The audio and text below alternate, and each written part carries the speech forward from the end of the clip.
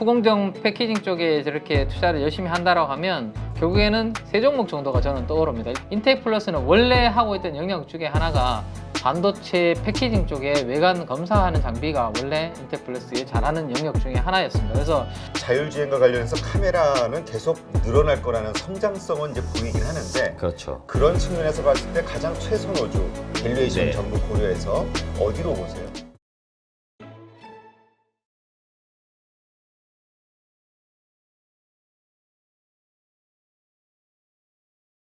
그 다음에 어제 이제 저녁에 또 단독 기사가 하나 나왔네요. 삼성 이걸 가지고 이게 이제 삼성전자의 주식을 움직이기는 쉽지 않을 것 같아요. 하지만 삼성전자 아래쪽에 있는 소부장 쪽에는 뭐 오늘 영향을 줄지 한번 보도록 하죠. 삼성이 이제 첨단 패키징 쪽에 열심히 하고 있습니다. 그죠? AVP라는 사업부를 신설했다고 작년 말에 제가 말씀을 드렸고, 여기에 엄청나게 힘을 실어주고 있고, 정부도 정책을 여기서 밀어주고 있는데, 또 여기에 연 2조를 추가적으로 투입한다라는 기사가 어제 또 저녁에 나왔습니다. 그래서 링크를 제가 걸어놨으니까 한번 그 링크 눌러서 한번 보시기 바라고요. 네, 말씀. 아니요, 네. 요 부분. 네. 기존 HBM 대비해서. 그렇죠. 네. 근데 일단은 설명하시고 네네. 나서 제가 얘기. 요게 뭐 저도 이제 이쪽 부분에 대해서는 업데이트를 좀 해봐야 될 것 같은데 자료가 별로 안 나오더라고요. 이제 나온 예, 얘기니까. 그 어제 밤에 제가 구글링을 계속 해봤는데 이 관련해서는 자료가 크지 않아가지고 앞으로 나오면 그 부분에 대해서는 기술적으로 업데이트를 좀 해드려야 될 것 같고, 어쨌든 양산 시기는 조금 남았습니다. 그죠? 한 2년 정도가 뒤네요. 그죠? 2025년도 이후에 기존에 우리가 하이밴드위스 메모리, 고대역폭 메모리 대비해서 전력 효율을 얼마나 떨어뜨리는지가 중요한데, 이게 개선이 되고 뭐 지연성도 속도도 되게 좋아진다고 하는데 한번 이 부분을 앞으로 봐야 되지 않을까 싶네요. 프로세서 위에 수직으로 뭐 적층하는 그런 기술이라고 하는데 뭐 얼마나 더 효과가 있는지 그 부분은 앞으로 업데이트를 하도록 하고요. 사실 이 기사를 보면서 제가 좀 특이했던 부분은 오른쪽에 있는 여기 이미지입니다. 화장품? 아니 이게 미용에 관심이 아니 많아요. 미용이 아니라 이 투자하고 연결되니까 이걸 클릭을 하시면 지금도 거기 연동이 돼 있는지 모르겠는데 내려가면 지금은 바뀌었네요. 이게 다른 광고로 바뀌었는데 니쥬란이 또 있어요 거기? 어제 제가 요거를 조회할 때는 클리오라는 상장 회사잖아요. 그래서 제가 눈에 띄었다는 거지. 이게 뭐 제가 제 피부 미용 때문에 그런 게 아니라 아니야. 그 목적도 있어. 이게 아닌데. 근데 이 삼성전자 저는 이거를 보면서 어떤 생각이 들었냐면은 삼성전자가 진짜 다급하긴 한가 보다. 왜냐하면 삼성전자는 사실 잘 발표 안 하잖아. 그렇죠. 요번에 보니까 그 11.4%인가 그 파운드리 네. 시장 점유율까지 발표가 됐더라고요. 네. 그러니까 막 이런 식으로 하이닉스의 이 HBM에서 완전히 뒤지니까 그렇죠. 여러 가지 뉴스들을 막 긍정적으로 쏟아내는 것 같아. 압박을 많이 받으니까 어쨌든 경영자들이. 이런 홍보성 기사들을 그렇지. 예. 저게 개발했다가 아니잖아. 네. 개발한다. 네. 이제 25년의 양산을 목표로. 하고 싶다 뭐 이런 식으로 하겠다 뭐 이런 그러면 거죠. 당연히 하이닉스나 아니면 마이크론이나 이런 쪽도 당연히 지금 HBM 말고 또 그 외의 건 다 같이 하겠죠. 그렇죠. 그래서 아마 제가 봤을 때는 좀 마음이 급해진 게 아닌가. 마음이 좀 급한 것 같아, 임원분들이 느낌이. 네, 많이 압박을 받다 보니까 뭔가 좀 너희들도 하고 있는 거 홍보도 좀 하고 우리도 그래요. 신한금융투자 뭐 이런 업계에서 뭘 하고 있다 그러면 너희들도 하고 있잖아. 기사 좀 내라 뭐 이렇게 다 하거든요. 그래서 마찬가지지 않을까 뭐 그런 것도 생각해 볼 수 있고, 어쨌든 이게 이제 오늘 부각이 되면 어제 시간에서가 아니죠. 장중에 이렇게 강세를 보였던 수급적인 종목들을 이렇게 보면 여기서 우리가 주목해 볼 만한 그 IT 관련된 종목들이 여기에서 또 나오죠. 그죠? 그래서 후공정 패키징 쪽에 저렇게 투자를 열심히 한다라고 하면 결국에는 세 종목 정도가 저는 떠오릅니다. 일단은 하나마이크론, 이번에 외국인들이 엄청나게 매집을 하고 있어요. 계속 지난주 금요일부터. 그 다음에 인텍플러스라는 회사가 있고, 그 다음에 STI. 요 세 종목 정도가 오늘 저 기사에 한번 움직이는지 한번 여부 한번 체크를 좀 해보면 좋겠는데, 하나씩 빨리빨리 하나 말씀드리면, 일단 하나마이크론은 뭐 최근에 업황이 별로 안 좋다라는 말씀드렸는데 최악의 케이스는 이렇게 지났다라는 말씀을 드렸습니다. 그리고 분기별로 실적 컨센서스는 뭐 아직까지 그렇게 썩 좋아지는 그런 그림은 아니고요. 다만 2분기 영업이익이 슬로우했는데 연간으로는 1,000억 정도 본다. 그러면 시가총액이 지금 1조 3천억 정도니까 13배 정도에서 거래되고 있다라는 건데, 내년도가 2,000억, 내후년도 3천억이니까 요걸 감안하면 주가가 그렇게 뭐 부담스럽지 않은 위치다라는 말씀 드렸습니다. 거기다가 주당 순자산 가치까지 이렇게 감안하면 지금 역사적인 밴드 상단부지만 여기서 더 치고 갈 수 있을지에 대한 부분은 내년도에 이 주당 순자산 가치를 땡겨봤을 때는 이야기가 좀 약간 달라질 수 있다라는 말씀을 드렸고 여기까지 업데이트를 제가 해드렸는데요. 하나마이크로는 어떤 모멘텀을 지금 좀 기다리고 있냐라는 데 대해서 오늘은 추가적으로 하나 더 말씀을 드리면 베트남 쪽의 공장을 하나마이크로는 가동을 하고 있는데 이 베트남 쪽에서 숫자가 아주 잘 올라오고 있어요. 국내라든지 다른 법인보다는 이 베트남 쪽이 뭐 어느 영역이냐 하면 원래는 하이닉스 비중이 낮았는데요. 작년 하반기에 하이닉스 쪽에서 수조 원대에 한 방에 이쪽으로 저쪽 하나마이크론 쪽으로 그와 관련된 물량이 돌아가는 쪽이 베트남 쪽입니다. 그래서 이 베트남 쪽은 숫자가 아주 잘 나오고 있어요. 하이닉스 비중이 50%까지 이렇게 올라가면서 자 그런 부분이 있는데 이런 부분들은 EPS죠.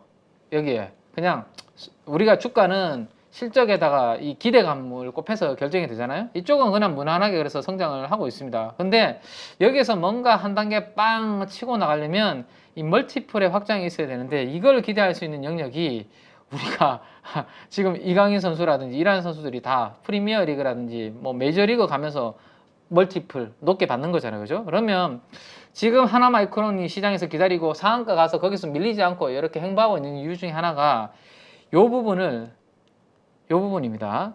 자, 우리가 칩을 이 패키지 기판하고 바로 연결하지 못하는 이유가 회로가 수가 다르기 때문이라고 말씀드렸죠. 그래서 중간에 웨이퍼를 이용한 기판을 이 인터포저라고 하는데 요거를 중간에 하나 넣게 됩니다. 요거를 제가 이번에 한번 주말에 한번 설명을 드리려고 생각을 하고 있는데 아무튼 인터포저라는 기판을 하나 중간에 넣게 되는데 이 인터포저랑 패키지 기판을 연결하는 이 역할을 누가 하고 있냐면 지금 대만의 ASE가 하고 있거든요. 이 대만의 ASE 회사의 전경인데 이 회사가 지금 보시면 반도체 패키징 업계의 절대 강자 뭐 이렇게 돼 있잖아요. 그죠?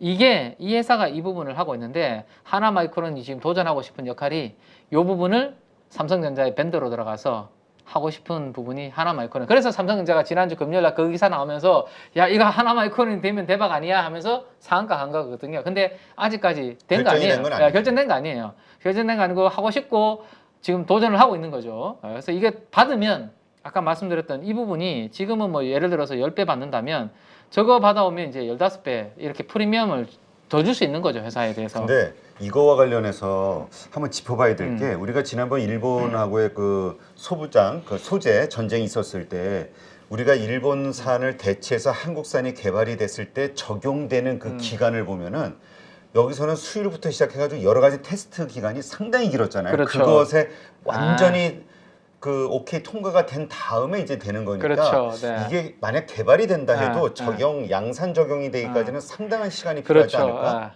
이런 생각. 예. 그래서 확인되는 데까지 숫자로 연결되는 것까지는 시간이라는 게 기간이 걸릴 수 있는데요. 최근의 시장의 성격을 한번 보시죠. 만약에 하나마이크론이 저 물량을 앞으로 ASE 거를 받아온다라는 기사만 나면 저는 이미 이 부분을 순식간에 먼저 땡겨서 반영할 거고요. 그러니까 주가적인 측면. 그렇죠. 주가죠. 결국에는 이게 진짜 제대로 된 숫자가 실적으로 연결되는 데는 당연히 시간이 걸릴 건데 만약에 받는다라는 기사만 나오면 먼저 기대하면 뭐 시장이 당연히 뭐 선반영이 되니까. 네.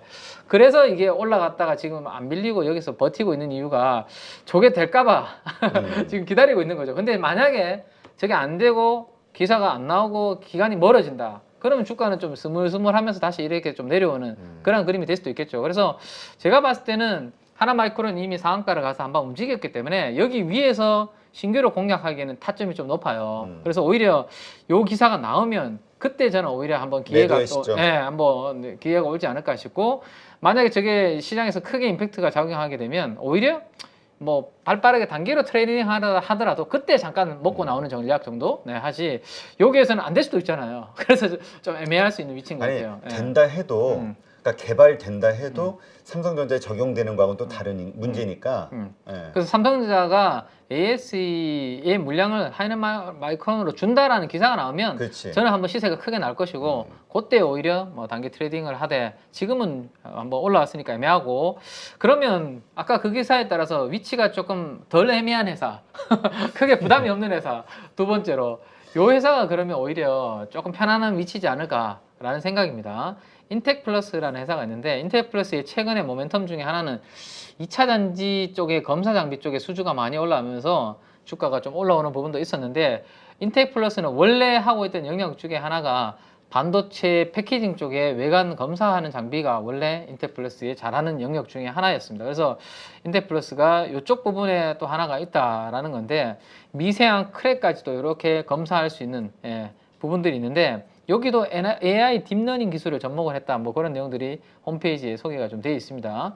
그리고 또 하나가 뭐냐면 범프 쪽인데 범프가 뭐예요? 범프 그럼 이제 가족 여러분들이 이제 바로 떠올리셔야죠. 여기에 동그란 거 들어가 있는 거 있잖아요. 이렇게 요 연결하는 것들. 요게 기판과 기판을 연결하는 것을 우리가 범프를 가지고 연결하는 거거든요. 근데 지금 보시면 제가 저희 디자이너님한테 그림 그리는 것을 아주 동그라미를 가지고 일괄되게 잘 만들어져 있잖아요. 근데 어떤 동그라미는 조금 이렇게 나올 것이고 어떤 거는 이렇게 될 것이고 어떤 거는 이렇게 될 것이고 이게 제대로 되어 있는지 범프가 검사를 해야 될 거 아니에요. 그 검사를 이 인텍플러스라는 회사가 한다라는 거죠. 그러면 아까 나왔던 대로 패키징 쪽에 막 투자하고 여기에를 막 힘을 실어주고 하면 당연히 이 시장이 커질 수밖에 없고 이 범프를 검사하는 인텍플러스한테도 수혜가 낙수 효과가 떨어질 수밖에 없는 여기에 그래서 이런 부분들을 알면 리포트를 보시면 우리 가족분들이 이제 읽히는 거죠. 여기 보시면 FCBGA 범프 외관 검사라고 돼 있잖아요. 그죠? 그래서 이게 밑에 고성능 패키지 기판에 범프를 검사를 하는 장비구나 라는 것을 이제는 알겠죠. 그래서 이런 부분들이 이제 이해가 되는 거죠. 그래서 지금은 보시면 예를 들어서 이제 뭐 범프도 크기가 다 있습니다. 당연히 이제 작은 범프를 만드는 게 훨씬 더 어렵겠죠. 네, 그래서 10마이크론 미만의 범프에 대해서 측정하는 기술도 이 인텍플러스는 가지고 있기 때문에 앞으로 이게 더욱더 고도화되면 고도화될수록 미세 측정도 가능할 수 있는 그런 부분들까지 있다라는 거고 마지막으로 하나 더 말씀드리면 이 회사의 주력 고객사 중에 하나는 인텔입니다. 인텔. 근데 인텔이 최근에 어디에 공장을 투자하고 있냐면 말레이시아에 최근에 60억 달러, 한 8조 정도 되죠? 약 8조 대규모 투자를 하고 있고 여기 양산 시점이 내년도부터 본격적으로 이제 양산이 되는데 여기에서 생산되는 것도 3D 패키징 관련된 팹이 본격적으로 돌아가거든요. 3D가 뭐예요? 3D가 입체적인 거잖아요. 입체적인 거. 여기에 이렇게 수직으로 적층하는 걸 우리가 3D라고 합니다. 그럼 2.5D는 뭐예요? 2.5D. 제가 이거는 또 주말에 또 설명드릴게요. 시간 없으니까. 자, 아무튼 이런 것들에 대해서 투자를 많이 하게 되면 인텔이 여기에 따라서 인텍플러스가 또 앞으로 수혜를 보고 있기 때문에 뭐 이런 부분들에 따라서 그나마 위치가 좀 편안한 회사. 그래서 수주 잔고는 지금 800억까지 이렇게 올라가고 있는 그런 부분들까지 한번 보시면 아까 그 하나마이크로는 상한가 한 방 빵 가는 바람에 타점이 여기 위에 높았잖아요. 그죠? 근데 인텍플러스는 아직까지 전고점을 돌파하지 않은 상태에서 21선과 61선이 이렇게 수렴해서 뭐 좀 눌림목에 와 있는 그런 구간이니까 한번 인텍플러스에 대해서 한번 가족 여러분들이 공부해 볼 만한 그런 뭐 내용과 타이밍이지 않나 뭐 이렇게 한번 말씀을 좀 드리고 싶네요.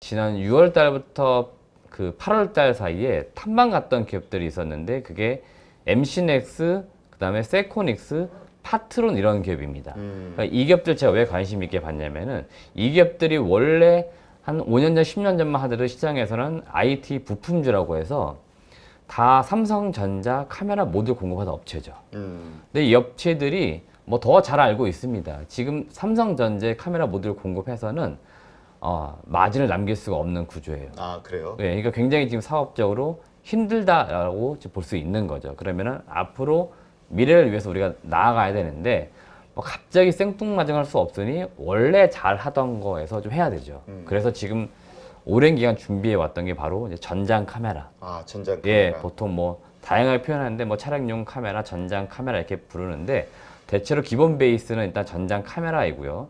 추가적으로 이제 전장 부품 사업도 합니다. 그러니까 이거는 제가 다시 한번 말씀드릴 기회가 있을 것 같은데 일단 전장 카메라 얘기 말씀 들어보면은 MC넥스를 일단은 좀 주목해 봐야 돼요. MC넥스를 왜 봐야 되냐면은 우선 이 회사가 기존에는 현대 모비스를 통해 가지고 현대차 그룹에 납품하는 2차 벤더였어요. 네. 근데 이게 올해부터는 1차 벤더로서 지금 직납을 하고 있습니다. 그래서 올해 출시된 제가 알고 있기로는 그 그랜저 7 신형 모델, 그 다음에 이번에 출시된 산타페 모델 있죠. 이런 쪽의 물량을 과거 같으면은 현대모비스가 납품을 했는데 현대모비스를 통해 납품을 했는데 바로 직납하는 형태로 지금 납품을 하고 있을 겁니다. 그렇기 때문에 아마도 MC넥스가 올해 실적은 별로인데 내년도에는 좀 기대가 될 겁니다. 그래서 주가가 좀 서서히 올라갈 수 있기 때문에 MC넥스를 봐야 된다 말씀드리겠고요. 현대모비스 입장에서는 나한테 부품을 공급해 주던 업체였는데 갑자기 나랑 동등한 위치로 올라가 버렸어요. 물론 지금도 일부 부품은 모비스를 통해 납품을 해요. 근데 주요 제품이 카메라 모듈을 나한테 준 다음에 내가 모듈을 만들어서 납품했었는데 같이 올라와 버렸잖아요. 그러면은 대응할 수 있는 기업을 찾아야 되잖아요. 그렇죠. 그게 손잡은 기업이 바로 파트론입니다. 파트론. 그래서 파트론이 지금 최근 들어서 현대 모비스하고 지금 이제 협업하면서 카메라 모듈을 만들어서 일부 지금 현대차 그룹사로 납품을 하고 있는 구조를 가지고 있고요. 그 이전부터 그 현대 모비스를 통해 가지고 납품하던 1차 벤더가 MC넥스라고 했으면은 2차 벤더 기업은 세코닉스였어요. 그래서 사실은 이 두 개 기업이 양분을 하고 있었다. 그래서 실질적으로 국내 자동차 카메라, 전장 카메라 쪽에서는 일단은 세코닉스, MC넥스, 파트론을 주요 깊게 보셔야 된다. 그런 말씀을 드리는 거고, 삼성전기 이슈 다시 말씀을 드려보면 삼성전기는 기존에 카메라 모듈 우리나라 대장입니다. 사실은. 그래서 이쪽에 이제 부품을 공급하던 옵트론텍이 제가 볼 때 관심 받는 건 맞는 것 같아요. 기존에 필터를 공급했고 세코닉스가 광학 렌즈를 공급했던 업체입니다. 그러니까 밸류체인상 보시면은 아무래도 이런 업체들을 보시는 게 맞을 것 같고요. 코아시아 CM은 사실 좀 케이스는 약간 다르긴 하지만 그래도 보실 필요는 있어요. 왜냐하면 이 업체도 좀 사실은 힘들었습니다. 근데 좀 변화가 있어야겠죠. 그래서 뭐 일부 기업도 인수하고 통합도 하고 하면서 카메라 모듈 쪽으로 지금 가고 있기 때문에 코아시아 CM도 향후에는 이 카메라 쪽에서 자동차 쪽으로 들어올 가능성이 매우 높습니다. 그러면 이런 사업적 변화를 봤을 때는 코아시아 CM까지도 일단은 볼만하고, 여튼 오늘 이런 종목들이 다시 한번 시세가 좀 나오는지 일단 시장 특징으로 한번 볼 필요 있겠다 말씀드립니다. 네, 알겠습니다. 지금 카메라주, 사실 삼성전기 하면 우리가 좀 징그럽다 그러면 좀 그렇고 좀 징글징글 맞다. 왜? 오를 것 같은데 못 오르고 올라가다가도 다시 내려오고 이게 이제 계속 반복이 되다 보니까 이 산업 섹터 자체에 뭔가 이거 문제 있는 거 아니냐라고 생각하시는 분들도 있고, 근데 어쨌든 이 자율주행과 관련해서 카메라는 계속 늘어날 거라는 성장성은 이제 보이긴 하는데, 그렇죠. 그런 측면에서 봤을 때 가장 최선호주 밸류에이션 네. 전부 고려해서 어디로 보세요? 지금 주가 탄력성으로 봤을 때는 일단은 관련성까지 합쳤을 때 세코닉스가 최근에 3, 4거래일 주가 탄력성이 높아요.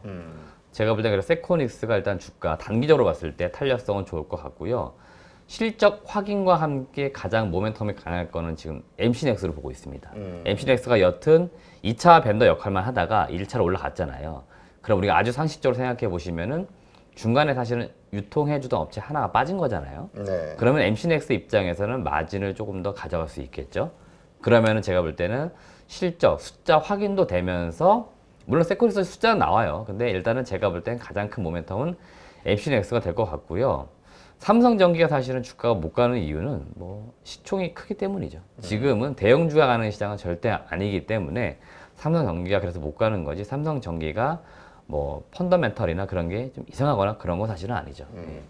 알겠습니다. 근데 이번에 많은 그 리포트들 보니까 삼성전자가 이제 여러 가지 호재가 나오고 지난번 6% 급등을 했잖아요. 외국인들의 매수세가 몰리면서 이제 앞으로 대형주 중심의 어떤 장세가 좀 오지 않겠냐 이렇게 보시는 분들도 있긴 하던데요. 네, 일단 그거는 제가 보는 관점에서는 바램일 수 있다 이렇게 바람일 수 표현을 하고 있다? 싶습니다. 왜냐하면은 대형주가 간다는 것은 기본적으로 경기가 좋아야죠. 경기가 좋다는 얘기는 대부분의 기업들 실적이 이제 좋은 시기가 될 거고, 그럼 이 대기업들이 주가가 밸류가 조금씩 달라지는 형태가 나올 건데, 지금은 경기가 여튼 계속 속도가 느리긴 하지만 이렇게 좀 천천히 내려가고 있는 국면이잖아요.